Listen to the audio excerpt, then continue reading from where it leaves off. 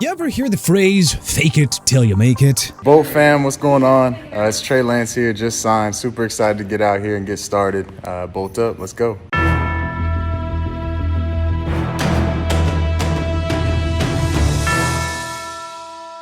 Trey Lance certainly did. In fact, he might be the first quarterback in NFL history to take that advice literally and take it all the way to the bank for that matter, as the man's already hauled in $34 million in his NFL career. Most recently, by the way, a $6.2 million deal with the Chargers, despite barely playing any football in the last 4 years and already being on his third team. Yeah, you heard that right. $34 million for what, exactly? A handful of preseason drives, a few mop-up appearances, a lot of really well-lit sideline cameos? Trey Lance has made more money off of potential than other productive players do with 10 years of hard work. It is insane.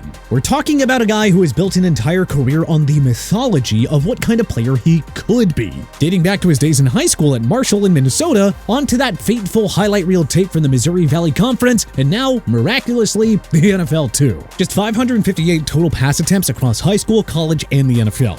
That is it. That is the entire sample size. And only 143 of those came in the NFL ranks, by the way. As a reference point, 13 NFL quarterbacks attempted 500 or more passes in the 2024 season alone. So, let's take a look back through the years at all the bounces that went Lance's way and turned him into a multimillionaire despite still not having attempted 600 passes in the NFL and college combined. So, how exactly did all of this come to fruition? Well, for starters, Lance was a small-town star with big-time athleticism, and his abilities extended far beyond football to the hardwood, where he was absolutely a problem. Lance was the captain of the basketball team and earned a number of accolades there. On the gridiron, however, it was a bit slower of a grind for the undersized quarterback. In fact, he didn't earn the starting quarterback job until his senior year. What made Lance stand out, though, wasn't just the stats and athleticism. No, it was the presence and poise. Other coaches in the area continually raved about him. Only problem was the lack of tape. There was certainly talent, but Power 5 coaches were pretty dang skeptical. He received a couple of offers to play different positions, but ultimately decided under the guidance of his family to take his talents to North Dakota State and try to follow the mold of Carson Wentz. Lance wisely redshirted during his first season, taking a year to fill out a bit and learn the offense. And then what happened next completely changed the trajectory of he and his family's lives for generations. To give credit where credit is due, what Trey Lance did in 2019 wasn't just special, it was pretty dang historic. Not just for North Dakota State,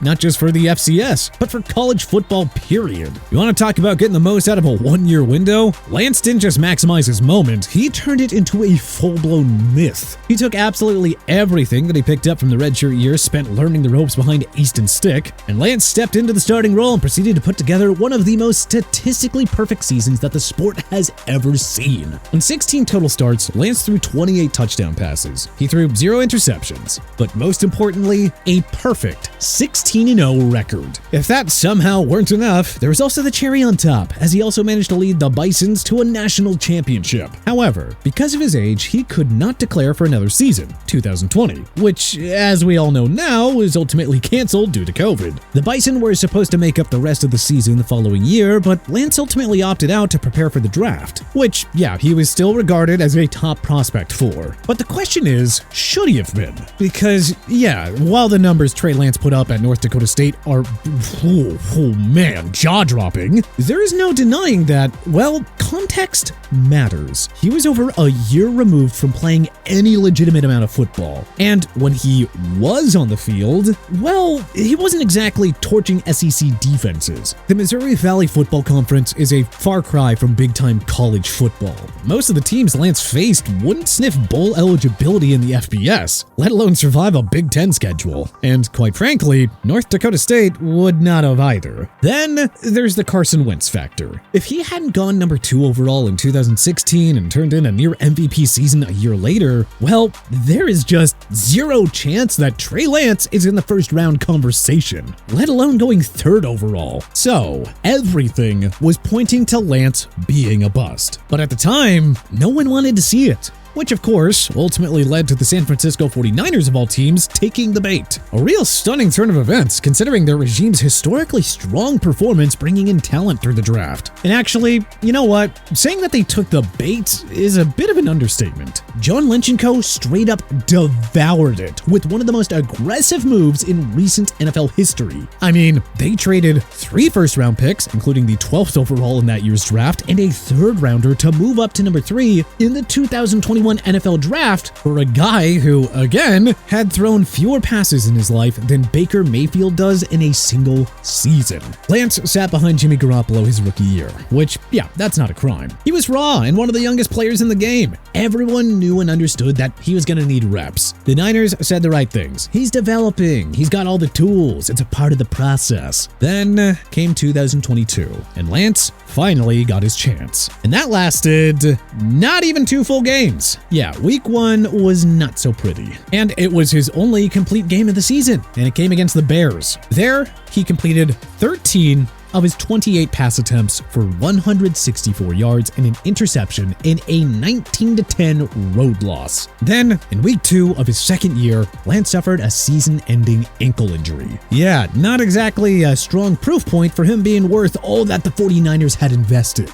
Man, yeah, brutal luck. No question about that. But you know, at some point, brutal luck starts becoming a part of the story. This was a player who already had durability concerns, who hadn't played meaningful football in nearly 2 years when he entered the league. And now, well, that's another red flag. Enter Brock Purdy, who, as Mr. Irrelevant, was the polar opposite from Lance. The Niners' third-string emergency option ended up taking the job and, well, never looked back. By 2023, Kyle Shanahan didn't even pretend Lance had a future in San Francisco. Shortly thereafter, he was dealt to Dallas for a 4th-round pick. That is the kind of asset depreciation that would get a hedge fund manager fired. Honestly, Lynch & Co. were beyond fortunate that they had struck gold, no pun intended, on Purdy. Lance lasted 2 seasons in Dallas, making just 1 start in 2024 following the season-ending injury to Dak Prescott. And yeah, once again, his showing wasn't particularly impressive. It came in the final week of the season against the Commanders, and he went 20 for 34 for 244 yards in a meaningless 23-19 loss. So that brings us back to present day, where despite the 49ers admitting their colossal mistake, and despite Lance doing absolutely nothing in Dallas, the Los Angeles Chargers looked around this offseason and said, oh yeah, let's give this guy a shot. A 1-year deal worth up to $6.25 million for a player who hasn't thrown a touchdown pass since 2021, and who's made just 5 starts in 4 years in the NFL and still has fewer pass attempts than Bo Nix had last season alone? Haha, sure. Yeah, not exactly a storyline that'll get Chargers fans fired up to have him wearing the electric blue. But in any case, the one thing that Lance does still have in his favor is his age. After all, he's still younger than the aforementioned Nix, who was a rookie last season. But you know, in many ways, that's only deepening the illusion that Lance is going to end up developing into a legitimate NFL quarterback. GMs and coaches still think that they can change Lance, that they can be the ones to unlock him, and in return, he might just take their team to the promised land. Did it work for those people?